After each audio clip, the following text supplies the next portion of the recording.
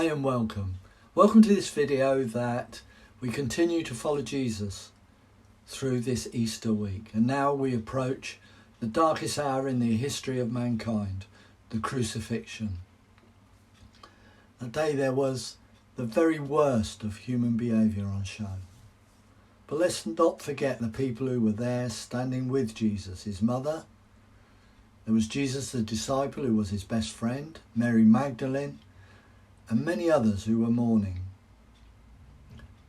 In Mark 15 verses 16 to 32 it says, "And the soldiers led him away inside the palace," that is, the governor's headquarters, "and they called together the whole battalion. And they clothed him in a purple cloak, and twisting together a crown of thorns, they put it on him. And they began to salute him, 'Hail, King of the Jews!' And they were striking his head with a reed and spitting on him and kneeling down in homage to him. And when they had mocked him, they stripped him of the purple cloak and put his own clothes on him, and they led him out to crucify him. And they compelled a passer-by, Simon of Cyrene, who was coming in from the country, the father of Alexander and Rufus, to carry his cross. And they brought him to a place called Golgotha, which means place of a skull. And they offered him wine mixed with myrrh, but he did not take it. And they crucified him and divided his garments among them, casting lots for them to decide what each should take. Luke tells us that Jesus looked down on the scene below and said, "Father, forgive them, for they know not what they do." And it was the third hour when they crucified him, and the inscription of the charge against him read, "The King of the Jews." And with him they crucified two robbers, one on his right and one on his left. And those who passed by derided him, wagging their heads and saying, "Aha, you who could destroy the temple and rebuild it in 3 days. Save yourself and come down from the cross." So also the chief priests with the scribes mocked him to one another, saying, "He saved others, he cannot save himself. Let the Christ, the King of Israel, come down now from the cross, that we may see and believe." Those who were crucified with him also reviled him. But Luke tells us one of the criminals who were hanged railed at him, saying, "Are you not the Christ?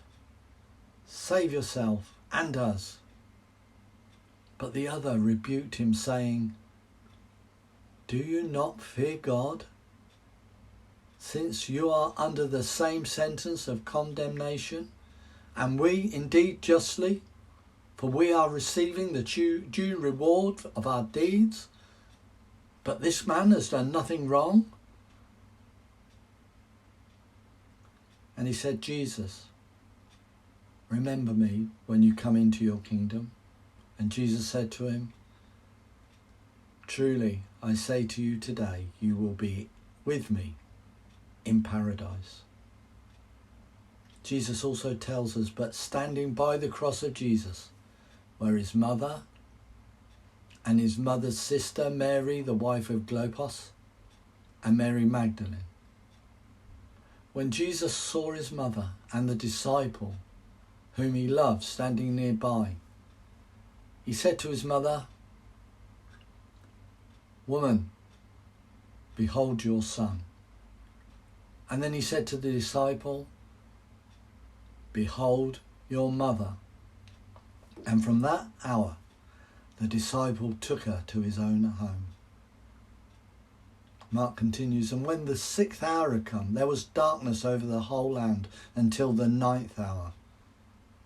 And at the 9th hour, Jesus cried out with a loud voice, Eloi, Eloi, lema sabachthani, which means, my God, why have you forsaken me? And some of the bystanders hearing it said, behold, he is calling Elijah.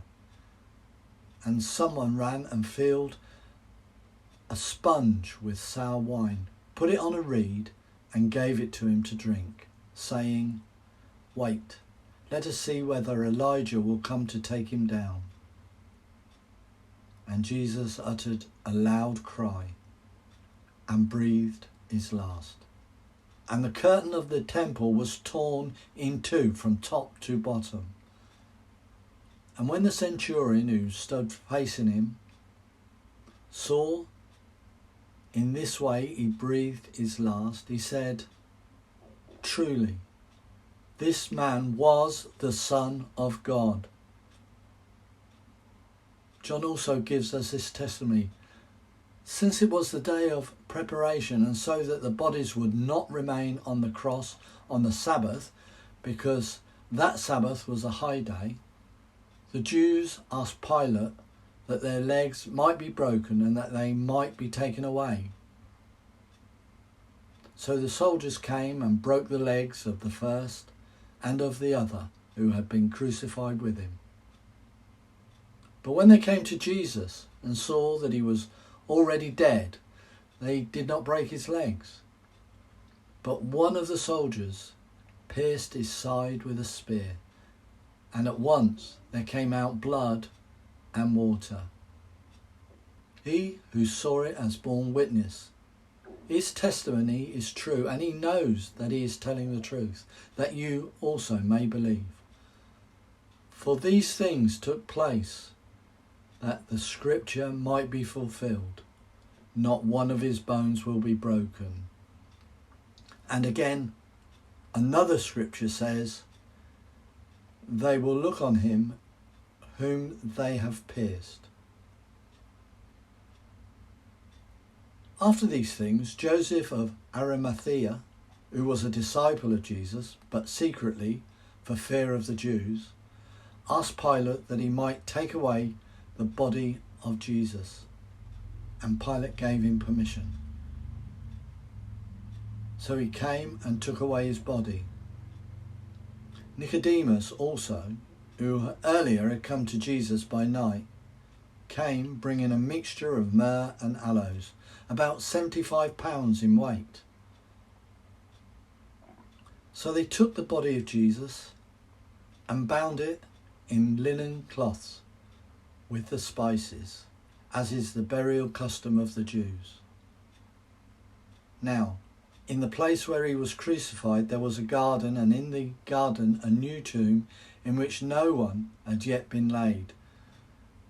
So because of the Jewish day of preparation, since the tomb was close at hand, they laid Jesus there.